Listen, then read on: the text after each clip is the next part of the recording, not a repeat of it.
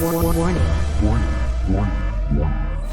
What is up, everybody? Warning Wednesday. Back to the channel. Feliz Miércoles. The Warning Miércoles. Welcome back. It's Warning Miércoles, my friends. And hopefully you guys have enjoyed the last Warning Wednesday that we did, where we did the first 3 episodes of Mayday in the Making, which was awesome to see. The baby pictures, yes. The baby family, pictures, everything. Hearing from the audio engineers, that was great about just how they were making this song, or this album. It's just so cool. Yeah. So now this is going to be the last 3 of that whole series. Vlog series. Yeah. So thank you very much, Chaz, the rock star, for donating for this entire Thanks, series. Chaz. You rock. Yeah. Really appreciate it.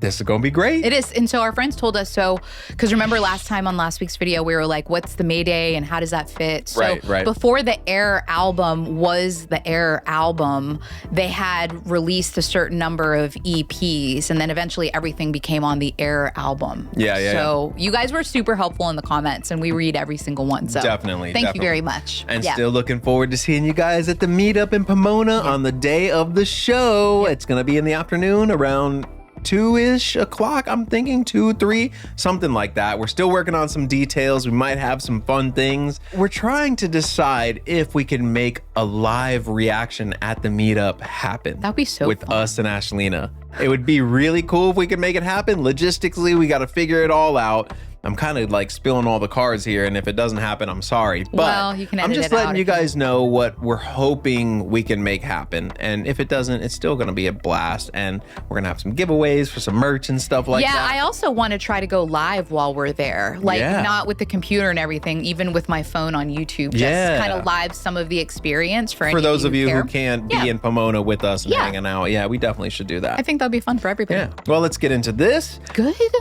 Before we do, if you like this video, y'all know what's up. Hit that thumbs up, hit that subscribe button. Thank you. Really means the world to us. Thank you. And now, I hope there's more baby pictures. entering the rock world, episode 4. Dun, dun, dun.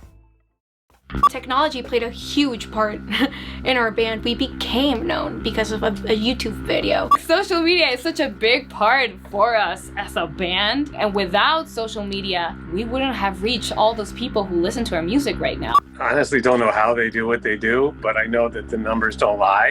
When it comes to going viral at the age that they did, they've had a head start building this social media and online presence that people would pay millions to obtain. That's an amazing thing to see. I mean, to have this type of fan dedication and loyalty this early is, it's really impressive. And it speaks to the fact that their music really touches people. And they're good girls.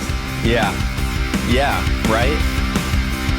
When you start out in music, the first thing that you think about is not really like, how am I going to manage my social media? It's the last thing that you're thinking of. Yeah. When I first met them, they had already gone viral because they were uploading videos of them doing covers and practicing music so that their grandparents could see it. When the attention came in, it was like pretty shocking. What we did as a team was land it with a proper strategy and a vision. We all talk about what we're doing in social media every day. It is like a lot to do, but honestly, like it helps us a lot. Thank you, patrons. Shout out to all of you. You are awesome. This community and friendships have been, forged all over the world. We're always thinking of new ways to create new content for them. And even if it just was like one person, it means something to them. That's an incredible feeling. I think that they just feel like more responsibility to their audience, to their fans. They're constantly evolving and working more for them. It can kind of be intimidating as our fan base grows. It's very hard not to think about what other people might think.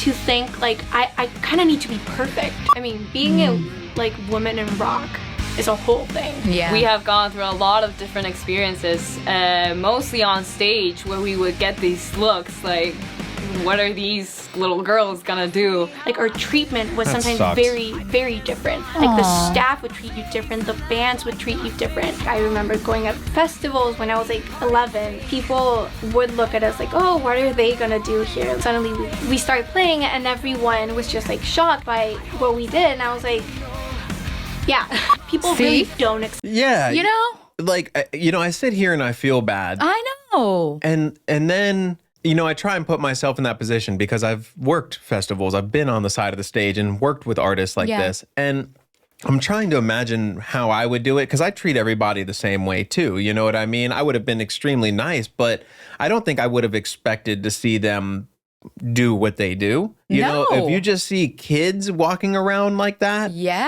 and you know nothing about them, I kind of understand why people are like, why are they here? You know what I mean? Like, you don't know. I mean, I'm glad you they have blew to them work. away, you know? You have to work to get to that point. So that's the downfall in the thinking in the first place. Like sometimes you can know someone and they can put you on. But if you're playing these consistently, like you have to put in the work. You don't just get to play that.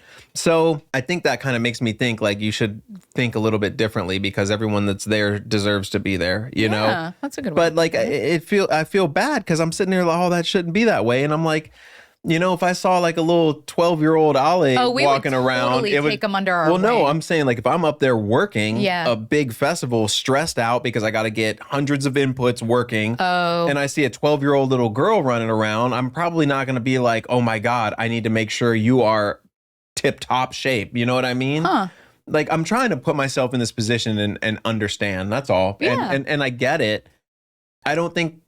Maybe it's a woman thing. I'm not a woman, clearly. So You're not? I'm not a woman, babe.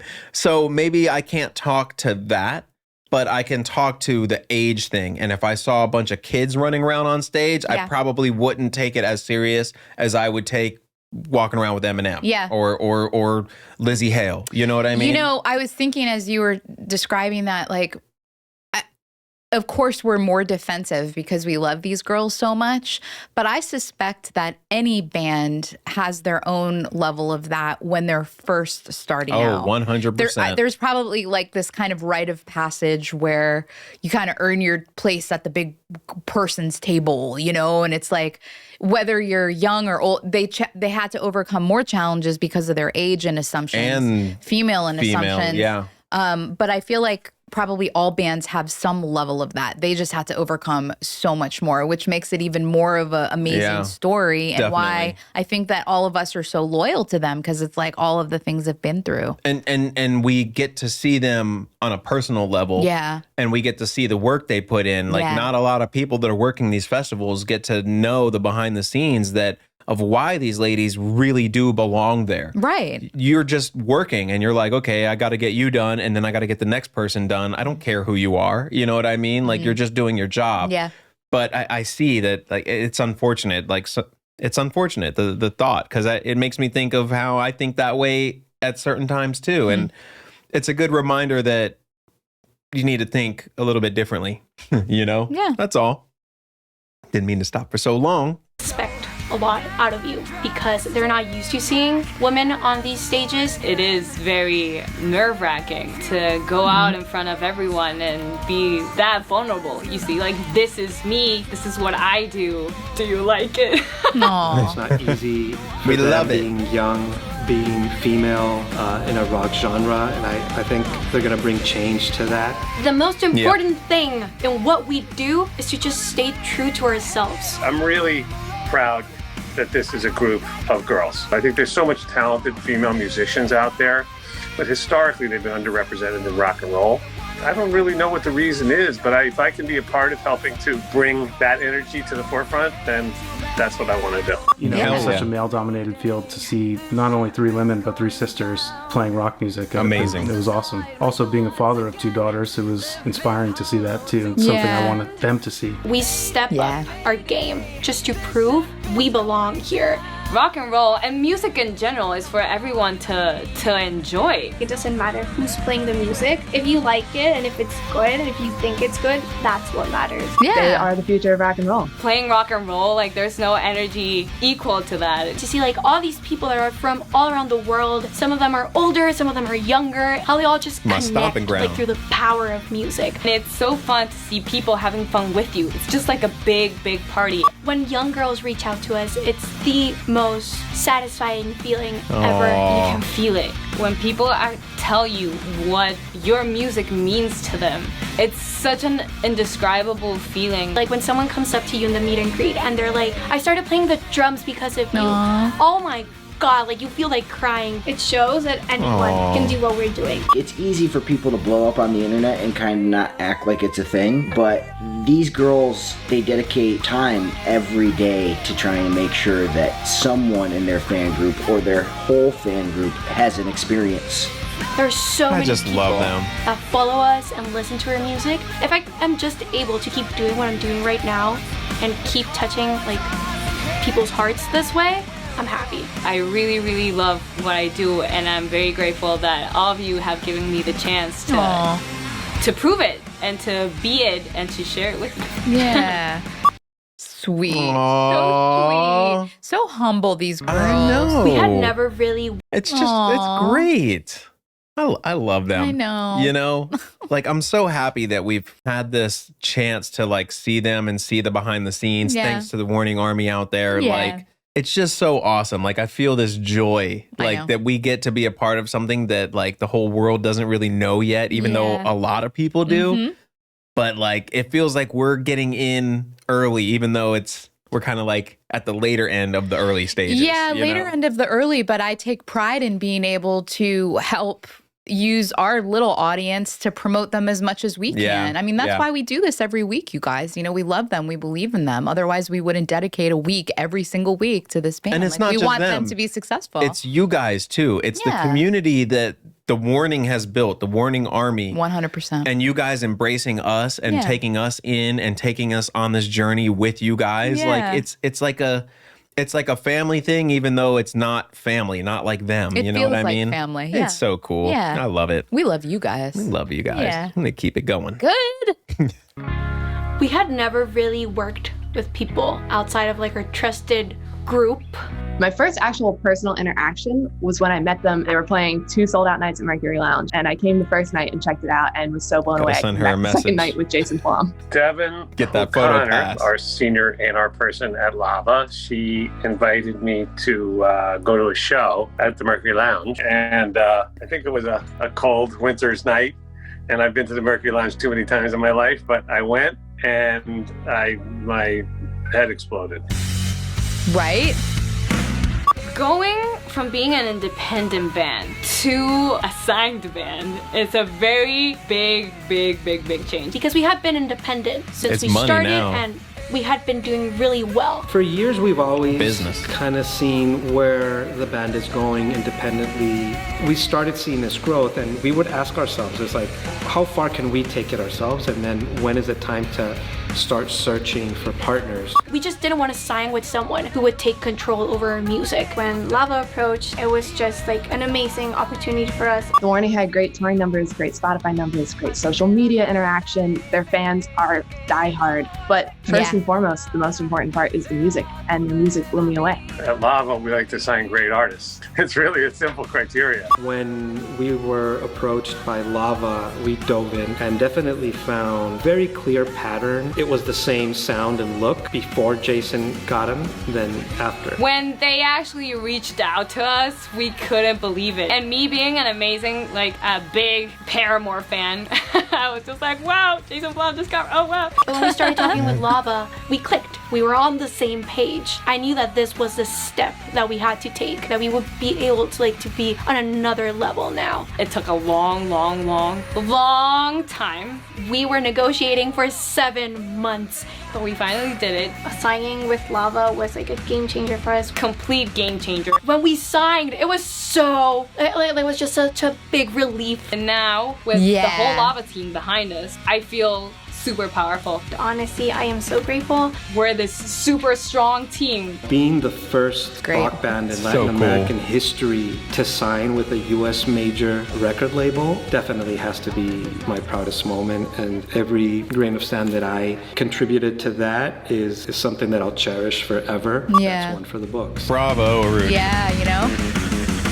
Ever since we signed, we've gotten like so many opportunities. Like we got to record our 3rd album during a pandemic. With the power of a record label, we can make songs for different artists. We can get our songs in movies or anything. Like the possibilities are endless. Our earliest goals for the band, like we're gonna learn this song and we're gonna rock it, we're gonna be on time. I mean, those are still goals, but as we grew like up until now, our goals have changed drastically. I would just really love to play all over the world and like have my music reach out to like as many people as possible. On your way, baby, doing it. You know, go on a world tour, get our music everywhere, and just kind of like share that love for music that we have wherever we can. I can envision a stadium full of fans rocking out to TheWarning. If we were able to help make that happen, it would be, you know, just it would just be magical. It's Future happening. hope for the band Yeah. is world domination.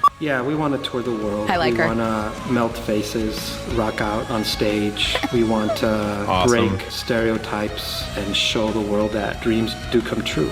My goal for them is that they become the biggest band in the world. You know, it sounds crazy, but it's actually possible. It's going to take a ton of hard work, and it's also going to take some lucky breaks. At the end of the day, I think that that is within the realm of possibility. It is so There's possible. no reason that they can't do that. No. Yeah, They are that's Our well favorite on the place way. We travel as a band. I think we have each one different in mind. Okay, Okay. let's just say it at the same time and see if it matches up. Okay. 1, 2, 3. Argentina! We got Argentina. It was Yes. awesome. It was such a great tour. It was our first time having like such a long tour. We 2 were- weeks. It was 2 like 2 weeks. weeks. It was Yeah. a 2 2-week week tour tour. with It was our first time there. and it was amazing. was Honestly, absolutely I'm amazing. dying to go back to Argentina. The energy It's the so Argentina like public has, wow. We Awesome. miss you guys. Aw. I wonder if That they was great. still have the same view. Like, I wonder if you ask them today, what would they say? Is it still Argentina or, Maybe, I don't know. I wonder what would be the Poland, biggest. I don't know. you know? Yeah. Wacken, like, Wacken. well, Yeah, I mean, they've Wacken is a different, done so much more now. that's just a different thing, you know? I don't know. But I wonder what it is. I know. COVID. Once we Yeah. signed with Ugh. Lava, we didn't want to lose any time. The band was about to go on a tour, and then COVID hit, so everything that they were working on got canceled. And so they shifted the target immediately to, okay, we're going to make the record now. And David Bendith was a name that crossed between options that they brought to the table and options that we had seen. Really quickly, it became, okay, let's get him on a Zoom. We had a Zoom call with him. Like there was just like a connection. We shared the same vision. We were actually very, very excited, very nervous as well because we knew it was going to be like tough. Teenagers real. are different than any other band. You know, they're very pliable. We were really nervous. Looking back on that call, David was also nervous. Like we see it, and I was like, "Why were you nervous?" Like we were shaking. You are David Bendith. Yeah, but they're TheWarning. But yes, I get it. Because he takes it seriously. Making he sees an it. album in the middle of a global pandemic was a very unique experience. We started lockdown on March. We had not left our house until September. We were really respectful of like the safety of it all. Obviously, Yeah. it was COVID, and the first thoughts across my mind were, how is this going to work? But what we did was we were in the bubble. We decided after a lot of conversations about it that we were gonna record it in New Jersey. We did COVID testing. We traveled with seat covers and masks and face shields and gloves, antibacterial and sprays Yeah. and wipey. Nobody on our team got COVID. We were all very careful Wow. and very Good. professional. And I think, that just makes this album that much more special. Yeah. We were just in a little bubble all the time. I think it kept us really in the zone. It was definitely scary starting at first because, of course, the questions come up of maybe if we wait another month, things will be safer. But it ultimately came down to the fact that the music was ready and it feels urgent. It feels relevant. We want to put this music out. Working with David and Rick was a very new experience for us. Actually never worked like this much with people who only talk in English. Their English is amazing. Yeah. My Spanish is absolutely awful. The one time that I brought up a mispronunciation, I can't remember if it was Danny or Pau. One of them said something and I jumped on it. And you just hear Allie from the back, your Spanish sucks. You gotta watch out. You don't know who's waiting in the wings to get you. This third album I am so proud of what we did with it. It came out very generational, very social. More than anything, I think we want to call out people to think. It's about Gen Z, it's about technology, it's about communication. The new album is the world from TheWarning's perspective. As we evolved as people, we changed, our views of the world changed, we grew up. I think our writing and our music changed and grew as well. In this instance, you could tell that each one of them had spent time honing their craft and practicing. I saw a crack in the door where I could push them and I could open a world to them where they could be less rigid. Even though it's tough and they don't like it, they're built to withstand it. And so you could push them. And so I did. It was great to see how our different opinions meshed and became this great album. We really stepped out of our little box of songwriting. And I'm not gonna lie to you, there was moments when it was extremely tense. It was sometimes David, that's not how it is right now. And David was like, well, this is how it should be. And we're like, ah! We had a lot of conversations about how to meet a healthy middle. I guess the best way to say it's how you come back from that determines how much you've grown. Working with them was incredible, and we all got to learn so much from the process. I feel super confident about the next steps I'm taking as a musician because I got to learn from the pros. All the work with David Bandit, it was a blessing. It was amazing. I already missed them. We were with them for so long. It was an amazing experience. I hope that this record goes platinum and we all have plaques on our walls. As far as for the band, I wish them all the success in the world. We know that we have much to learn every single day. There's always something more. My dreams and goals for them is for them to grow as players, to keep writing songs. But my biggest goal for them would be to stay in touch with who they are and never lose that. I don't see that changing. Or what we do is so real and it's so big. Why have we worked so hard for so long to just stop here? Tenure, un día exitoso. Yay! Un día exitoso! What? I don't know what that means, but I think it's time to leave, time to exit. It's over. Man, I'm already sad that it's over. I know, it was great to watch this. I could just sit here and watch that. I get so caught up in everything that's going on, and it's putting all these puzzle pieces together. It's wow. And it's funny because man, it just makes you so proud to be a part of this 100%. As it's happening. Mm-hmm. You know what I mean? Yeah. I'm so glad that we, I said this earlier, but I'm so glad that we got on board when we did. Yeah. Because can you imagine them being gigantic superstars and then we just find out and we're trying to go to a show and it's a sold out stadium tour and we gotta get nosebleeds.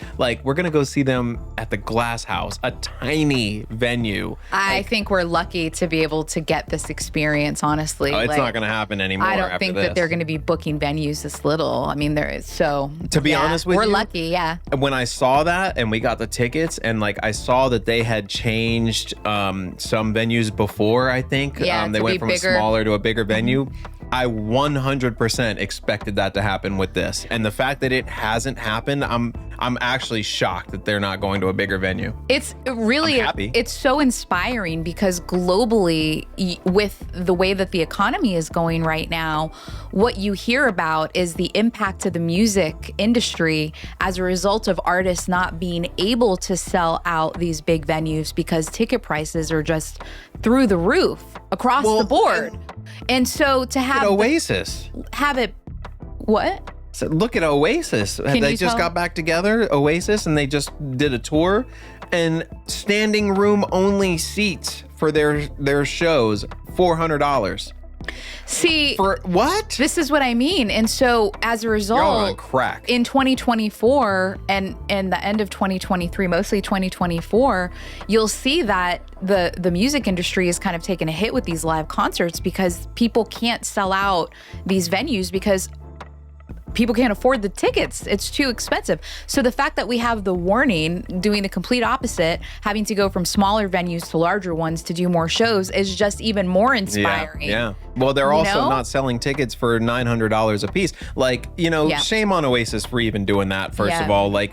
Now, not 100% shame on Oasis. Like, really, this boils down to streaming ruined the music industry. And I'll be the first one to let you know that I had Napster and downloaded a ton of music. Same. Back in the day, I didn't realize when you're what a was kid, happening. you don't have that big picture perspective. Right. When you're a teenager and you have the ability to get what you want Free instantly music, without having the like context or knowledge of Right. age to be able to realize how it's not good for the artist and all the things. It ruined the music industry because the artist made money on their record sales, and now they're not making any money on record sales. Like, the people who are making money are Spotify CEOs and, you know, the Apple Music the streaming CEOs are making the money that the artist should be making.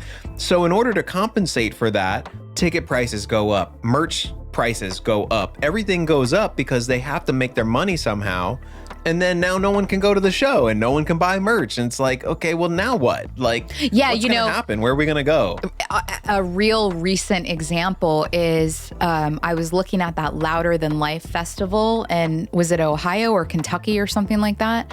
And I was like, oh, I'm curious. The lineup looked pretty stellar. They had all of these great bands, and it's over the course of 3 or 4 days. And it's like, if you want to just buy 1 day worth of ticket, it's close to $150 or no, it was close to $500. Oh, you see, you're out or of your mind. $400 and something You're out of your dollars, mind. and then it was like the 3-day pass was like $1,300. It's like, who can do that? Like, I don't first of know. all, you got to get there. You know, I mean, some people will save up all their money to do that. And, you know, in this life, you're just making memories, and I understand that. But I mean, things are just, it's becoming too expensive to just be anymore. You know what I mean? I know, Like, we've gone off the rails, but it's all been kind of relative. but yeah, it goes back to Yeah. this. And like, I just feel bad for the artists having to navigate that situation because they're not making any money. And But that's just kind of like back full circle here, why it's so inspiring to see how good the girls are doing, because despite all of that, their hard work building their social media, their hard work making the music, the story, the whole package is allowing them to get additional bigger venues, more Yep. shows. It's just very exciting. that's why I'm happy that we're in So on it happy now. for And hopefully we get to, one day we'll get to meet these ladies. Maybe it'll be soon. Maybe it'll be in Pomona. Maybe it would be awesome if we got an interview, but eventually we'll meet these ladies. I've already reached out. I sent a note to Rudy, and I mean, they have their emails on their website. So it's like I reached Hopefully out. we hear back, Yeah. but you know, we'll see. Yeah. But either way, it's going to be a blast. And it's going to be so crazy to see these ladies in person, you know, like, can you imagine standing there and seeing them, like, who we've been watching for so long, and now they're going to be right there. It's going to be so cool. I don't get starstruck, but I think it is going to be very cool. Yeah, I it's get gonna be starstruck surreal. in the sense of like, I'm happy and proud Right. for them. I just think it's going to be really great to see them in person. Yep, totally. Yeah. Anyways, this was awesome. Chaz, thank you again for Thanks, being buddy. a rock star and sponsoring last week and this week. This was for fun. This was awesome. It felt so good to see that behind the scenes. So I want to see more vlog type I of know. stuff. Of Yeah, but them. it's time to get back to some music. So, we got to decide what we're going to do next. We got to do it. Yeah, we got to figure that out. Yeah, I think we have some sponsor songs, but we'll see. Yeah, or if you would like to also sponsor a song, you can hit this song request link right there. Thanks, guys. Really means everything to us. We do everything we can to make this channel as good as possible. So your help like that really means the world Thank to you. us. And if you like this video, make sure you guys hit that thumbs up, hit that subscribe button too. It really means everything to us as well, and it's free. And we will see you guys soon. Next my Warning friends. Wednesday. Peace.